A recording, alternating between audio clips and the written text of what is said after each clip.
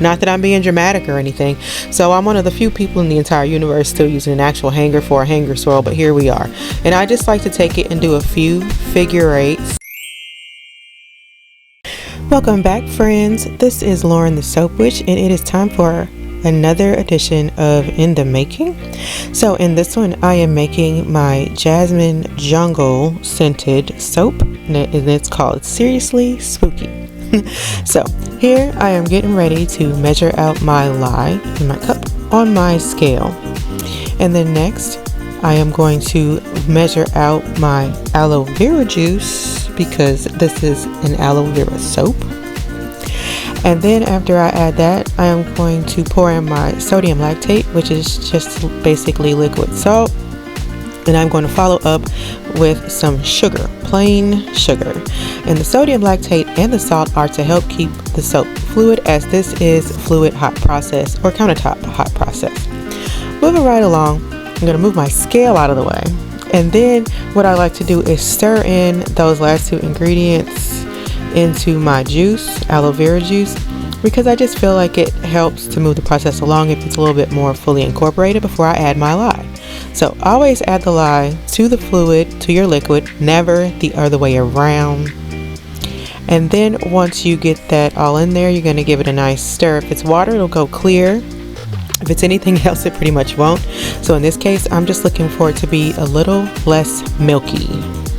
So once I get that stirred up to the place where I like, it is time to add it to my already melted oils. I like to combine them between 200 degrees and 180. I find that less than 180, it just does not act right for me.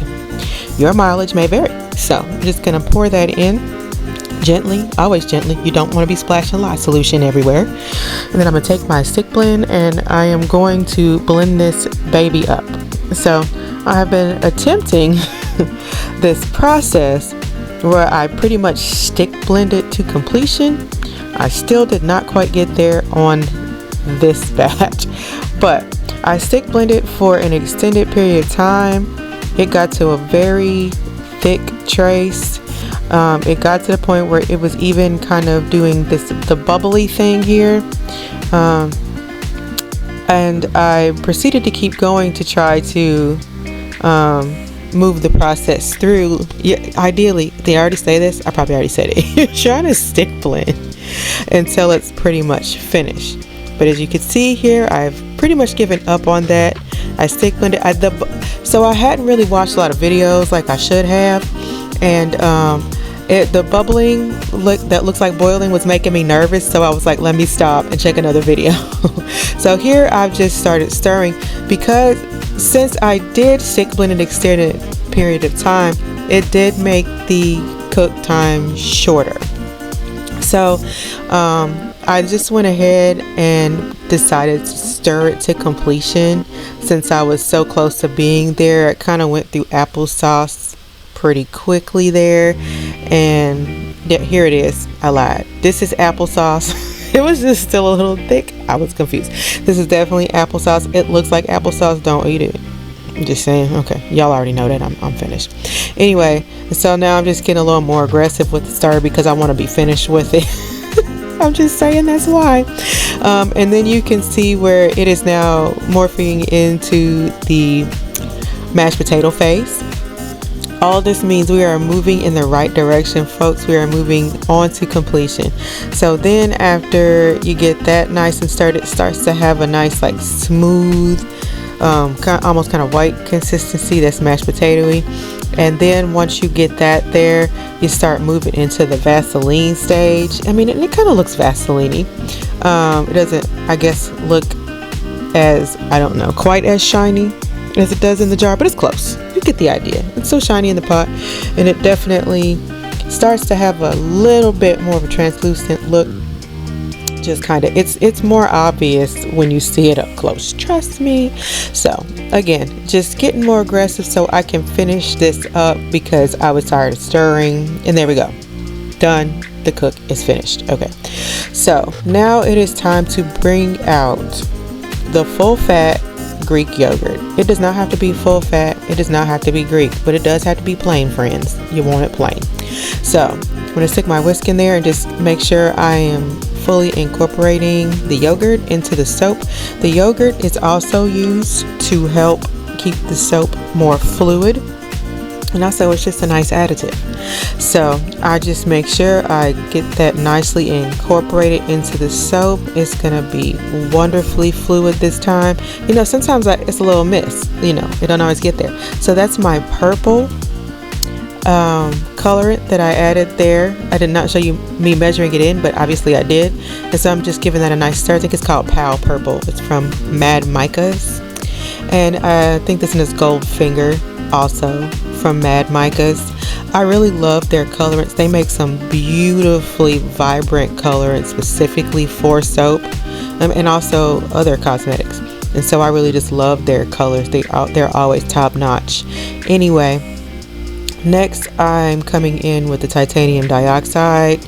So like I always talk about how I hate it. I like how the colors turned out. It makes a very good white in the soap, but it's such a messy powder.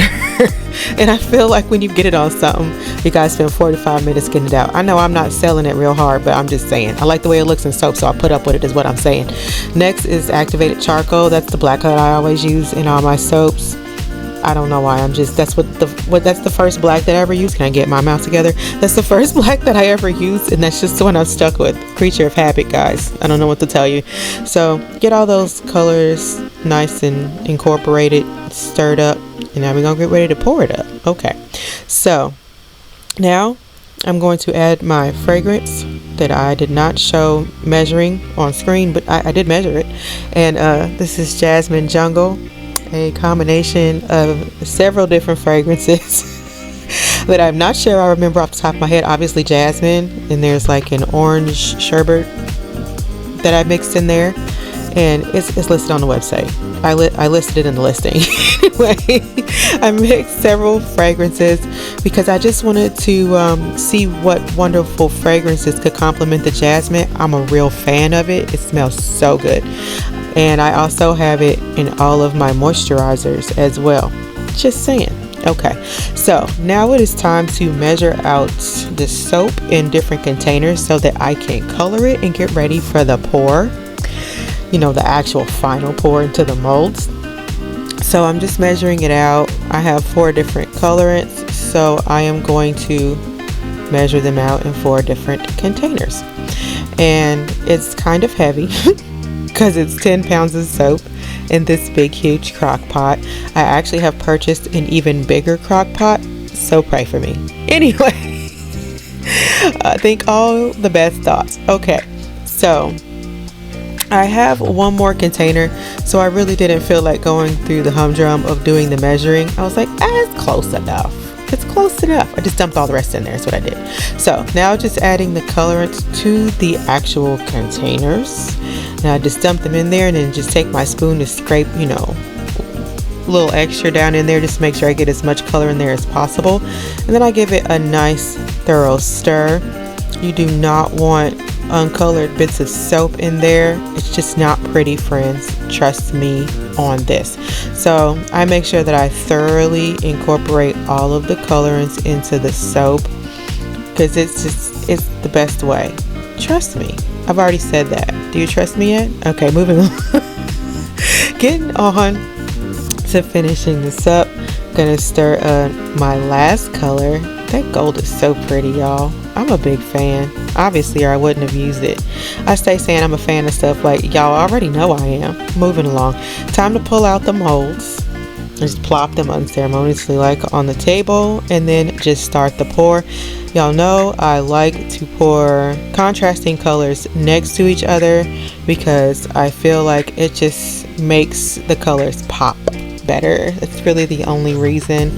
So I'm just going in, adding the color, and then I like to just kind of periodically bang the molds on the table and just make sure that the soap is fully coating the bottom, especially for that first layer.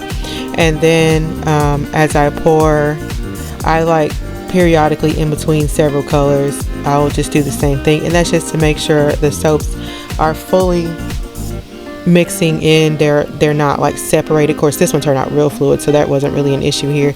But if there's like spaces in between the soap, when I pour them, it'll look like holes. Not pretty. I'm not a fan. So anyway, finishing up this pour, at some point, because sometimes when you're pouring, especially 10 pounds, it feels like it's going on forever. Not that I'm being dramatic or anything. So I'm one of the few people in the entire universe still using an actual hanger for a hanger swirl, but here we are. And I just like to take it and do a few figure eights, just because if I do too many, I feel like the soap looks muddled. It doesn't turn out very pretty. That's just my personal opinion. Oh my God, really? Why would you do that in the middle of my voiceover? I'm sorry. I should have muted it. That's my bad. Anywho, continue. ADHD, calm down. Pay attention. So, finishing up this hanger swirl, I really make sure I get all the way to the bottom and scoop up through the top so I can get those colorants really mixed in. And then, of course, I have to add my fairy dust, the sparkle. I gotta have it. So now that I've gotten the tops nicely sparkled, I'm just going to take my metal chopstick and give it a nice swirl. And I really like swirling the tops just because I think I like the aesthetic. That's really all. You don't have to even swirl the tops. It'll turn out fine. But I got to be extra. Y'all already know. So that's the top. I did not do my close-up. I don't know why. I was tripping. Moving along, I let these sit in the freezer for 5 or 6 hours, and then I took them out and let them thaw. So I'll take them out of the mold when they're frozen, but I will not cut them while they're frozen because I destroyed a cutter that way. I think I mentioned that in every video because I'm still scarred. So I really like my silicone molds because it is so easy to demold the soap this way. I don't have to deal with freezer paper or none of that. I'm not a fan. I've done that, not doing it again. So I very carefully take the soap out of the mold and gently baby it onto the cutter because I don't want to get any dents or gouges into the soap. Very upsetting. So I just bring it down on top of the soap for the first cut.